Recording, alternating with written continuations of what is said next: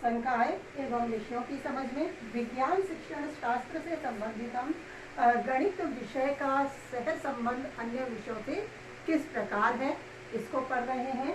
इससे संबंधित मैंने जो गणित विषय का शाब्दिक अर्थ है उसे बता दिया था, और गणित विषय से संबंधित जैसे जो शिक्षाविद हैं उनके क्या विचार थे वो भी मैंने बता दिए थे। हम गणित विषय का अन्य विषयों से सह संबंध पढ़ेंगे। गणित का अन्य विषयों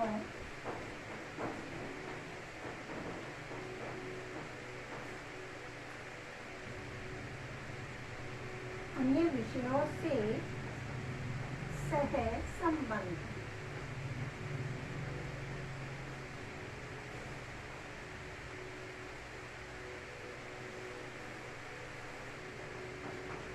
हाँ देखो, गणित का अर्थ हमने समझ ही लिया था, सह संबंध क्या है इसको भी स्पष्ट कर लिया था कि किस प्रकार एक विषय दूसरे विषय के ज्ञान को प्रभावित करता है और उनसे सह संबंधित करके ही बालक शीघ्रता से ज्ञान को ग्रहण करता है, क्योंकि बालक का मस्तिष्क ज्ञान को एक संपूर्ण इकाई के रूप में ग्रहण करता है। जैसा कि मैंने पहले भी बता दिया है कि जो हमारा ज्ञान है, जो हमारा पाठ्यक्रम है, जो भी संपूर्ण ज्ञान बालक को दिया जाना है तो ज्ञान जो बालक को संपूर्ण रूप से दिया जाना है उसको सुविधा की दृष्टि से एक तरह से अलग अलग विषयों में बांटा गया है। हाँ, वैसे कहा जाए तो यह संपूर्ण ज्ञान ही है, लेकिन उसे प्रदान करने की अलग अलग तरह से, जैसे सुविधा के रूप में अलग अलग विषयों के रूप में उसे वह ग्रहण कर सके, इस दृष्टि से अलग अलग विषयों में बांटा गया है और इसीलिए ये विषय एक दूसरे से सह संबंधित होती हैं। सह संबंध को मैंने बता ही दिया है कि किस प्रकार दो या दो से अधिक विषय हैं उनमें किस प्रकार का जो संबंध होता है, किस तरह से ज्ञान एक दूसरे को प्रभावित करता है, वही क्या होता है, सह संबंध होता है। इसी दृष्टि से जैसे हम बात करें कि जो बालक का मस्तिष्क है, यह बात केवल कहने मात्र से ही नहीं है, कई सारे रिसर्च या अनुसंधान जो भी हैं उनके माध्यम से भी यही सिद्ध हुआ है कि जो बालक का मस्तिष्क है वह ज्ञान को एक पूरी इकाई के रूप में ग्रहण करता है और नवीन ज्ञान को पूर्व ज्ञान के आधार पर ही, पूर्व ज्ञान के आधार को उससे जोड़कर ही एक तरह से नवीन ज्ञान को ठीक और भली भांति प्रकार से बालक तक संप्रेषित किया जाता है। अब जैसे जो सह संबंध है वो इसी से संबंधित है, जैसे उसे पूर्व ज्ञान से भी जोड़ना है, अन्य विषयों से भी जोड़कर पढ़ाया जाना है। इसी तरह से अब हम जैसे हमारे पाठ्यक्रम में गणित विषय है, जो मैंने कल ही बताया था कि किस तरह से गणित विषय से हम अनभिज्ञ नहीं हैं, क्योंकि क्लास के हमारे फर्स्ट स्टैंडर्ड से ही कहें तो गणित विषय छोटे रूप से फिर धीरे धीरे जो उसके विकसित रूप में वह सामने आ जाती है। गणित हमारे क्लासों में प्रारंभ से ही चल रही है।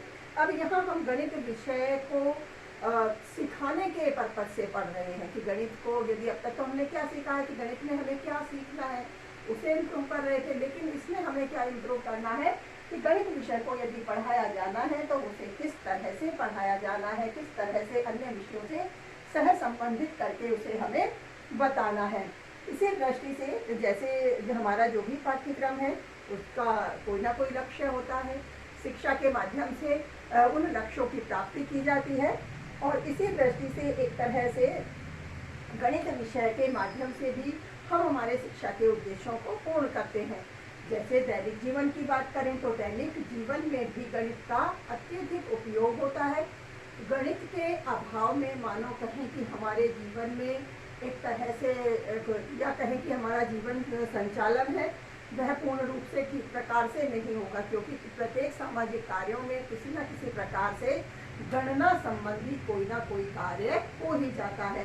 इसी दृष्टि से हमारे जीवन का हम ये कहें कि कोई भी एक ऐसा पहलू नहीं है जो गणित के ज्ञान से प्रत्यक्ष या अप्रत्यक्ष रूप से प्रभावित न रहा हो। इसीलिए गणित को जीवन उपयोगी और व्यावहारिक बनाने के लिए ही हम गणित की जो संपूर्ण विषय वस्तु है उसे दैनिक जीवन से उसका संबंध स्थापित करते हैं और इसीलिए प्रत्येक वर्ग, व्यक्ति, रोजगार, व्यवसाय सभी में गणित का ज्ञान किसी न किसी रूप से प्रयोग में लाया ही जाता है। इसी दृष्टि से अब गणित शिक्षण में भी हम बात करें, जैसे गणित विषयों का अन्य विषयों से सह संबंध हम बता रहे हैं, ठीक इसी तरह से गणित में भी इसकी भी और शाखाएं भी होती हैं जिनसे भी इसका आपस में सह संबंध होता है, उन्हें भी संबंधित करके पढ़ाया जाता है। अब गणित में जैसे हम बात करें कि रेखा गणित होती है, अंक गणित होती है, ये प्रारंभ में हम पढ़ते हैं ना, गणित में भी एक पार्ट होता है भाई ये तो रेखा गणित का है और ये अंक गणित का है, कहीं बीज गणित का है। इस तरह से अलग अलग तरह से गणित की भी विभिन्न शाखाओं की बात आती है, जिसमें त्रिकोणमिति, सांख्यिकी, बीज गणित, अंक गणित, रेखा गणित, अब इनमें भी और अध्ययन करते हैं तो फिर इनके भी और प्रकरण अलग अलग होते चले जाते हैं। तो इन सभी विषयों को किस प्रकार से इनके जो नियम हैं, सिद्धांत हैं, सूत्र हैं, उन्हें किस तरह से सह संबंधित करके बालकों तक उनके ज्ञान को संप्रेषित किया जाना है, किस तरह से बालक शीघ्रता से सीख सके, इस दृष्टि से अन्य विषयों से सह संबंधित करके गणित के ज्ञान को पढ़ाया जाना होता है। इसीलिए अब जैसे हम बात करें कि गणित की जो भी विभिन्न शाखाएं हैं आपस में सह संबंधित करके ही ज्ञान को संप्रेषित करना चाहिए। इसी से ज्ञान, गणित का जो ज्ञान दिया जा रहा है वह उपयोगी साबित होता है। इसी क्रम में अब हम जैसे गणित के अलग अलग और विषय हैं उन्हें भी हम पढ़ेंगे। जैसे अंक गणित की बात करें तो अंक गणित में भी कितने सारे प्रत्यय होते हैं, उसके लाभ, हानि और भी जैसे प्रतिशत, क्षेत्रफल, ब्याज, कई सारी कठिन समस्याएं होती हैं, लेकिन उनका हल भी कहीं जैसे मानो अंकों से नहीं निकल रहा है तो कहीं वहाँ उनमें बीज गणित की सहायता ली जाती है। बीज के माध्यम से उन्हें माना जाता है, जैसे मानते नहीं हम, जैसे कि माना कि ये x है या ये है, जो भी है, इस तरह से मानकर अंक गणित की कठिन समस्याओं का हल भी हम किससे निकाल लेते हैं, बीज गणित की सहायता से निकाल लेते हैं। तो गणित की अपनी जो शाखाएं हैं वह भी एक दूसरे से इस प्रकार सह संबंधित होती है और सह संबंध के माध्यम से ही गणित के ज्ञान को देना इसीलिए उपयोगी साबित होता है। अब ये तो इसके अपने विषयों की बात हो गई, जैसे गणित की अपनी शाखाओं की जो हमने और बात की है, इन सब की जो इसकी ये तो क्या है, सारी अपनी शाखाएं जो भी हमने बात की है, जैसे अंक गणित, बीज गणित,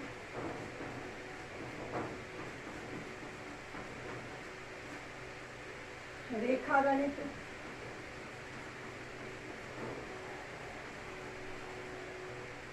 सांख्यिकी,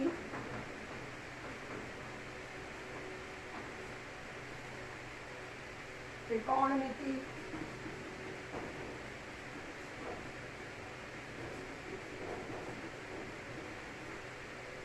तो ये सब तो क्या है, इसी की अपनी शाखाएं हैं, इन्हें भी आपस में सह संबंधित करके पढ़ाया जाता है। इसी प्रकार से और अन्य विषय हैं जिन्हें भी गणित से सह संबंधित करके पढ़ाया जाता है और उनका ज्ञान भी इस प्रकार से अधिक उपयोगी साबित होता है। इसी दृष्टि से जैसे हम अन्य विषयों की अब बात कर रहे हैं तो हम बात करते हैं जैसे गणित और तर्क विज्ञान की, क्योंकि गणित में भी जो भी जैसे उनकी समस्याएं हैं, जो भी सवाल हैं, वो भी किसी न किसी तर्क पर आधारित होते ही हैं। तो किस तरह से जो यहाँ गणित के नियम होते हैं वो तर्क के द्वारा हल किए जाते हैं, इसलिए गणित और तर्क विज्ञान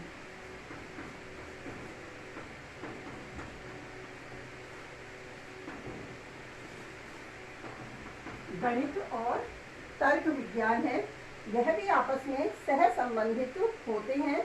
क्योंकि जैसे हम कहें कि तर्क विज्ञान है, इसने रेखा गणित के नियमों को उधार लिया है, उसी के आधार पर अपने तर्कों को स्पष्ट किया जाता है। रेखा गणित में जैसे कि एक तरह से जो प्रैक्टिकल वर्क किया जाता है, व्यावहारिक रूप से जो प्रयोग किए जाते हैं, उनमें रेखा गणित में तर्क विज्ञान में जो भी दलीलें दी जाती हैं उनको बड़े सरल ढंग से इसमें उपयोग में लिया जाता है। और गणित के जो आविष्कार जो हैं उनका उपयोग भी एक चिन्ह या ढंग के तरीके से किस तरह से किसी चिन्हों के आधार पर, तर्कों के आधार पर उनका उपयोग किया जाता है। तो इस दृष्टि से भी हमने गणित और तर्क विज्ञान को आपस में सह संबंधित किया है और सह संबंध के माध्यम से यह ज्ञान प्रभावी होता है। इसी तरह से हम गणित और विज्ञान की बात करें गणित और विज्ञान। देखो, इस टॉपिक को हम वहां भी पढ़ चुके हैं। विज्ञान का जब हमने अन्य विषयों से सहसंबंध पढ़ा था, वहां विज्ञान के साथ गणित का सहसंबंध पढ़ा। तो ऐसी चीज वही सारी बातें हम इसमें फिर बता सकते हैं, क्योंकि गणित का विज्ञान से संबंध या विज्ञान का गणित से संबंध, अर्थात एक ही बात है कि विज्ञान भी किस प्रकार से गणित से सहसंबंधित होकर पढ़ाई जाती है, तो गणित भी किस प्रकार विज्ञान से सहसंबंधित होकर पढ़ाई जाती है, कैसे एक दूसरे में इसका ज्ञान उपयोगी होता है।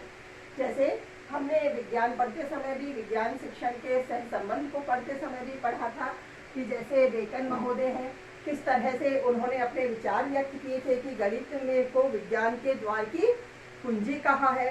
इसी तरह कॉम्टे ने उस विज्ञान की लीव है, मानो जो गणित से प्रारंभ नहीं होती, उसको उन्होंने दोषपूर्ण बताया है, कच्चा बताया है।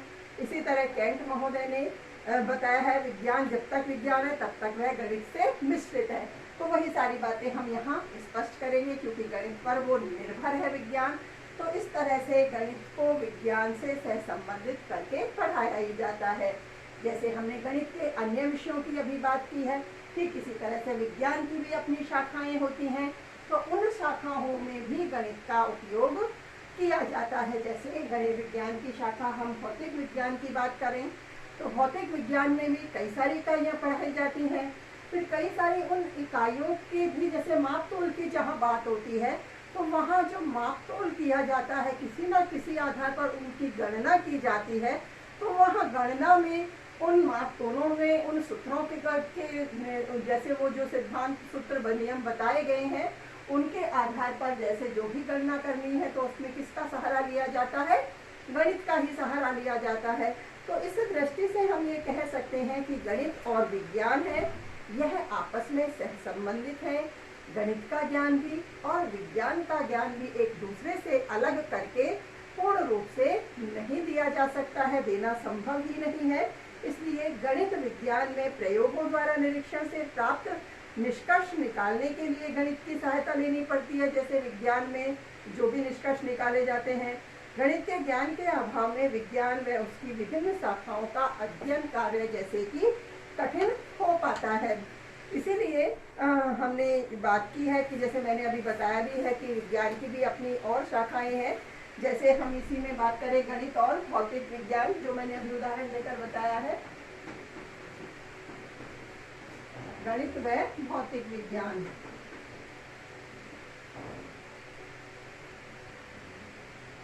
छोटा ये लगा देंगे, वह भौतिक विज्ञान।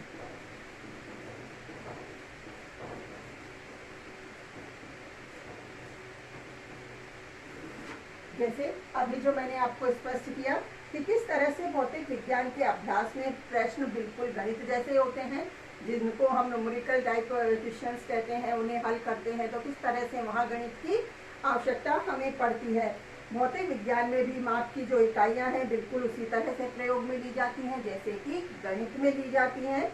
और भौतिक विज्ञान में चाहे प्रकाश के विषय में पढ़ना हो, विद्युत के विषय में पढ़ना हो, या सभी के सभी में एक तरह से किसी न किसी आधार पर गणित का उपयोग किया ही जाता है।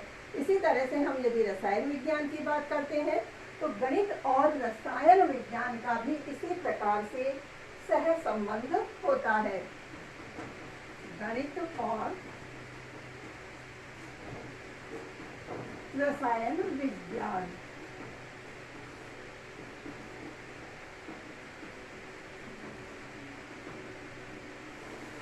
जैसे रसायन विज्ञान में भी हम जो पढ़ रहे हैं, किस तरह से उनमें जो मॉल वगैरह होते हैं, अणु परमाणु, उनकी भी किस तरह से गणना होती है, कैसे उनकी हमें जो उनका द्रव्यमान निकाल रहे हैं, या कई सारी और भी बातें होती हैं, किस तरह से जो भी अभिक्रियाएं हो रही हैं, फिर कितना हमें उनकी जैसे ऊर्जा है कितनी अवशोषित हो रही है या कितनी उत्सर्जित हो रही है। बहुत सारी क्रियाएं हैं जिनका आधार एक तरह से, जिनका माप जिस आधार से किया जा सकता है, रसायन विज्ञान में गणित का सहारा लेकर या गणित के आधार पर उनका कार्य पूर्ण हो पाता है। इसीलिए गणित का रसायन विज्ञान से महत्वपूर्ण संबंध है। रसायन विज्ञान में किए गए विभिन्न प्रयोग गणित की सहायता से ही हल किए जा सकते हैं। गणित की सहायता के बिना ये प्रयोग जैसे पूर्ण रूप से हल नहीं किए जा सकते। यदि गणित ना हो तो रसायन विज्ञान अधूरा रह जाएगा, क्योंकि रसायन विज्ञान में नियमों, सिद्धांतों आदि का सूत्रीकरण गणित के द्वारा ही संभव होता है। जैसे एक छोटी सी बात, रसायन विज्ञान में जो भी आपकी रिएक्शंस होती हैं, अभिक्रिया होती हैं, उनको यदि बैलेंस करना हो तो बैलेंस करने के लिए भी किसकी आवश्यकता पड़ती है? सामान्य सी बात है, उसमें भी हमें गणित का ही ध्यान रखना पड़ता है। गणित के सहयोग से ही हम हमारी रिएक्शन को बैलेंस कर सकते हैं। कितने परमाणु हैं, कितने अणु हैं, कहाँ किस अनुपात में वो टूट रहे हैं, किस अनुपात में वो बन रहे हैं, कैसे द्रव्यमान संख्या में अंतर नहीं होना चाहिए, किस तरह से किस अनुपात में जैसे अणु परमाणु मिल रहे हैं तो वहाँ मिलकर कौन सा उत्पाद बना रहे हैं, तो उनका द्रव्यमान क्या होगा, तो वहाँ बैलेंस हो रहा है नहीं हो रहा है। तो इन सब का आधार किससे लिया जाएगा? गणित से ही लिया जाएगा। तो इस दृष्टि से हम ये कह सकते हैं, बता सकते हैं कि गणित और रसायन विज्ञान का आपस में घनिष्ठ संबंध होता है। गणित के अभाव में रसायन विज्ञान का पूर्ण ज्ञान भी संप्रेषित नहीं किया जा सकता। पूर्ण ज्ञान बालकों को शीघ्रता से नहीं सिखाया जा सकता। ठीक इसी तरह से जैसे अब हम जीव विज्ञान की बात करें तो जीव विज्ञान में शरीर रचना की जानकारी होती है, और एक तरह से वनस्पति विज्ञान की हम बात करते हैं तो वहाँ भी पेड़ पौधों के उनकी संरचना से संबंधित जानकारी प्राप्त की जाती है। तो इस दृष्टि से हम सोचें कि कहाँ वहाँ गणित की आवश्यकता होती है, लेकिन किसी न किसी आधार पर वहाँ भी एक तरह से जंतु विज्ञान में भी विशेष रूप से जैसे मानव शरीर की हम बात करते हैं, संरचना की बात करते हैं, उनके विभिन्न अंगों के अनुपात और संबंध की जानकारी की गणना करेगा। मान लो जैसे उनके संबंधों में भी किसी प्रकार से, जैसे मनुष्य में भी अब शरीर की संरचना पढ़ रहे हैं तो संरचना में भी कहीं बॉन्स पढ़ रहे हैं, कहीं और भी चीज़ें पढ़ रहे हैं, तो उनमें भी कहीं संख्या है, कहीं किस तरह से आधार पे किसी ना किसी तरह से प्रत्यक्ष या अप्रत्यक्ष रूप से गणित वहाँ भी सहायक होती है। तो इस दृष्टि से जो गणित और जीव विज्ञान है उसका भी हम सह संबंध स्थापित करके ही उस ज्ञान को भी संप्रेषित करते हैं। गणित और जीव विज्ञान।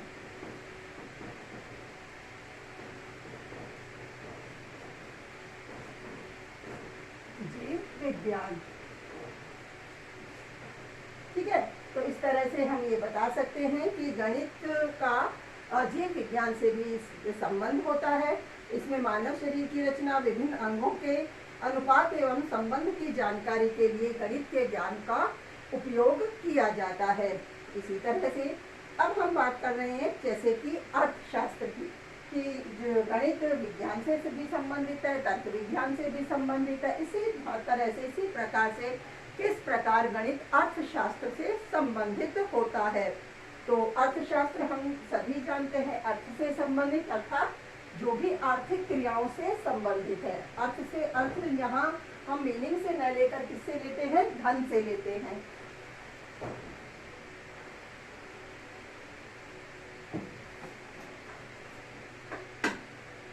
गणित और अर्थशास्त्र,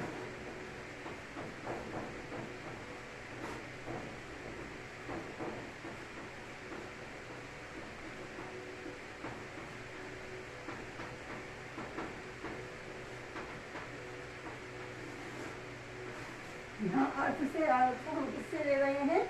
धन से ले रहे हैं। तो मनुष्य की जो भी क्रियाएं हैं, मानव की जो भी समस्त क्रियाएं हैं, मानव की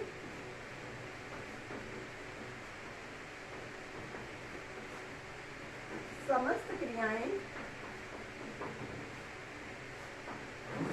किस पर डिपेंड होती हैं? धन पर डिपेंड होती हैं। किसी न किसी आधार पर धन का सहारा लेकर ही मानव व्यवहार, मानव क्रियाएं पूर्ण हो पाती हैं। मनुष्य, जैसा कि हम मानते आए हैं कि एक तरह से मनुष्य एक सामाजिक प्राणी है, समाज में रहते हुए उससे विभिन्न प्रकार के क्रिया व्यवहार करने होते हैं। इन क्रियाओं को करने में, इन व्यवहारों को निभाने में, उनका निर्वहन करने में किसी न किसी प्रकार से वह धन पर डिपेंड होता है। अर्थ पर उसकी ये समस्त क्रियाएं आधारित होती हैं, और वही सब क्या होती हैं? उसकी आर्थिक क्रियाएं होती हैं। उन आर्थिक क्रियाओं में धन के उपयोग को लेने में किस प्रकार से गणित उपयोगी होता है, यह हम भली भांति जानते हैं। किस आधार पर, जैसे हम हमारे जो भी हमारा अर्थ है, जो भी धन है, तो उसकी गणना किस प्रकार करते हैं, जीवन में कहाँ कितना हम उसका उपयोग कर रहे हैं, किस प्रकार से कर रहे हैं, तो उसकी गणना भी किसके आधार पर होती है, गणित के आधार पर होती है। तो इस दृष्टि से गणित और अर्थशास्त्र का जो संबंध है हम उसे बिल्कुल नहीं नकार सकते, और गणित को अर्थशास्त्र से संबंधित करके ही पढ़ाया जाता है। जैसे मार्शल महोदय हैं, इन्होंने अपने विचार व्यक्त किए हैं कि अर्थ विज्ञान के तथ्यों की खोज में गणित, जो गणितिक दलीलें हैं, तो उनका सीधा उपयोग करके जो भी माहिर लोग होते हैं, जो भी माहिर गणितज्ञ होते हैं, वे महान सेवा करते हैं। किसकी? गणित और अर्थशास्त्र को सह संबंधित करने के लिए। तो मार्शल ने अपने विचार व्यक्त किए हैं। इसी तरह से हम और बात करें कि जैसे जो अर्थशास्त्र है, इसका अध्ययन विभिन्न आंकड़ों और सिद्धांतों के आधार पर ही किया जाता है। जो भी अर्थशास्त्र का अध्ययन हम करते हैं तो कितने सारे इसमें आंकड़े हैं और सिद्धांत हैं, उनको हम पढ़ते हैं। कई तरह के आंकड़े पढ़ते हैं, बहुत सारे सिद्धांत हैं। इसके भी, गणित के भी अपने सिद्धांत होते हैं, इसी तरह से इसके भी अपने सिद्धांत होते हैं। तो इन आंकड़ों को और सिद्धांतों को पढ़ने के लिए, इन्हें समझने के लिए भी गणित के सहयोग की आवश्यकता होती है। इसीलिए गणित और अर्थशास्त्र में सह संबंध होता है। हम कहें कि जैसे गणित के माध्यम से ही जैसे अर्थशास्त्र के जो आंकड़े हैं उन्हें एकत्रित किया जा सकता है, उनको एकत्रित करना, फिर उनका विश्लेषण करना, उनकी गणना करना, उसके बाद उनका निष्कर्ष निकालना, ये समस्त कार्य किसके सहयोग से हो पाते हैं? गणित के सहयोग से ही संभव हो पाते हैं। तो इस तरह से ये हम कह सकते हैं कि जैसे गणित के बिना इसके निष्कर्ष, जो भी अर्थशास्त्र के नियम है, सिद्धांत हैं, कुछ भी किसी भी चीज़ से, जैसे हमने जो डाटा या तथ्य एकत्रित किए हैं, कुछ आंकड़े हमने एकत्रित किए हैं, उन आंकड़ों के आधार पर किस तरह से हम निष्कर्ष निकाल पाते हैं या नहीं निकाल पाते हैं, तो उसका निष्कर्ष सही सफल रूप से निकालने के लिए हमें क्या करना होता है? गणित का सहयोग लेना ही होता है। इसी दृष्टि से हम यह बता सकते हैं कि गणित और अर्थशास्त्र का भी घनिष्ठ संबंध होता है। अर्थशास्त्र को गणित के सहयोग के बिना पढ़ाया जाना संभव नहीं होता है। इसीलिए हमने गणित शास्त्र को भी अर्थशास्त्र से सहसंबंधित किया है। ये विषय आज हमने पढ़ लिए हैं। जैसे गणित और तर्क विज्ञान को पढ़ा है, गणित की अपनी विभिन्न शाखाओं को आपस में किस तरह से सहसंबंधित किया है, इसको हमने पढ़ लिया है। अर्थशास्त्र पढ़ लिया है, विज्ञान और उसकी विभिन्न शाखाएं भी किस प्रकार गणित से सहसंबंधित होती हैं, उसे भी हमने पढ़ लिया है। अब आगे कुछ और विषय हैं जिन्हें भी हम गणित से सहसंबंधित कर सकते हैं, उन्हें कल पढ़ेंगे।